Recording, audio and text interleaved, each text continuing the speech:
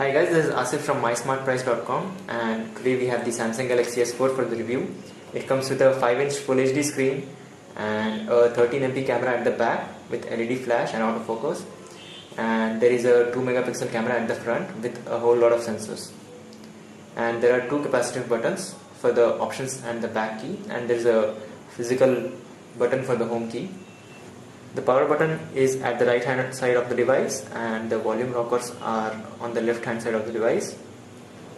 There is the speaker grill at the back of the phone and the micro USB port at the bottom along with the microphone. Coming to the build quality and design of the Samsung Galaxy S4, Samsung has once again decided to use plastic to build its flagship device, which is kind of bad considering the fact that devices like the HTC One come with a very good looking and nice feeling unibody aluminum shell. So coming back to the Samsung Galaxy S4, it is very slim and light, and the good thing about this is Samsung has managed to give a bigger screen in a device which is of similar size of the HTC One and the Samsung Galaxy S3. Coming to the screen, it has a 5-inch Full HD screen with a pixel density of 441 ppi, so the text looks incredibly sharp and the touch response is very smooth, and even the contrast is very high thanks to the Super AMOLED screen. The only area where we found the Samsung Galaxy S4 screen to be lacking is the brightness level. When compared to the LCD units out there in some of the flagship devices, they are much brighter than the Samsung Galaxy S4 display. So let's check out the web browsing performance on the Samsung Galaxy S4. Thanks to the octa-core processor and 2GB of RAM, the browsing is very smooth, be it the scrolling or pinch to zoom actions. And of course the text looks much better thanks to the Full HD screen and high pixel density. So as you can see, all the actions are very smooth.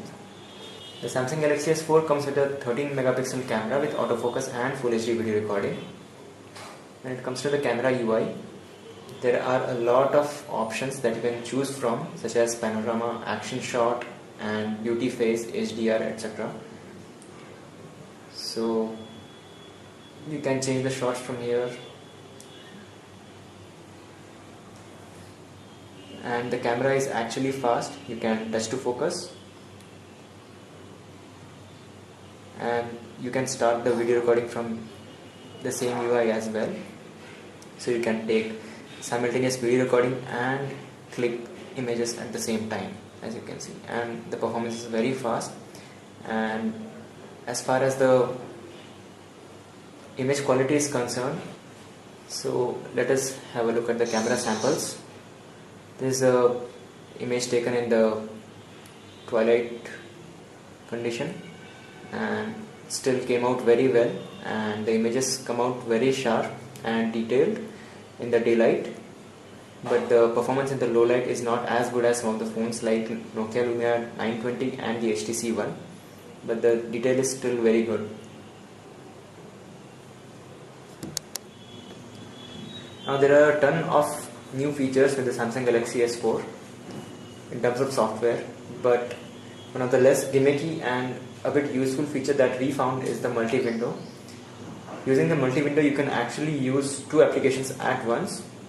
It's like real multitasking. So with this drawer you can drag and drop an application and another application, so you can actually use both the applications at once, like a web browser and a mail client.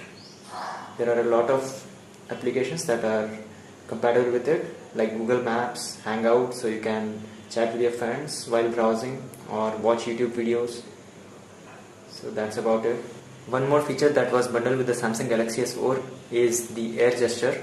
So using this, you can do stuff like when you hold an icon and want to move it on a different home screen, you can make such gestures and move it on another screen and drop it there. So this is not exactly useful. You can use the natural motion such as flicking it, dragging it to another screen. One more feature that was bundled with Samsung Galaxy S4 is the Air View. Using this, you can have a look at the detailed information about anything on the screen, like images. You have to hold your finger just above the screen to view image in a larger mode. This also works in messages, such as when you hold your finger above a message, it shows the content inside it. So you can have a look at the content without actually clicking on the item.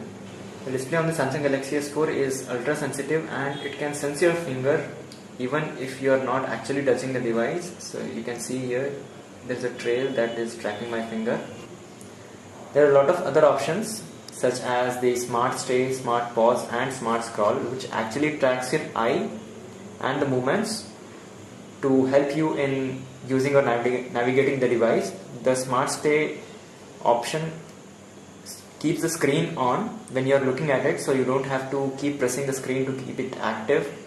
And the next is Smart Pause. It actually pauses the videos when you look away from the display and then plays back them again when you look back at the screen. Smart Scroll lets you scroll while web browsing or through the lists by your eye motion, so you have to tilt the device while watching at the screen or look at the bottom or top of the screen so that it scrolls automatically to that side. So the Samsung Galaxy S4 comes with Android 4.2.2 with the TouchWiz Nature UX, and there are a lot of connectivity set options in the Samsung Galaxy S4 such as NFC, S-Beam, screen mirroring. So you can use the S-Beam with other Samsung compatible devices to send the files over the Wi-Fi, which is actually faster than Bluetooth file transfer rate.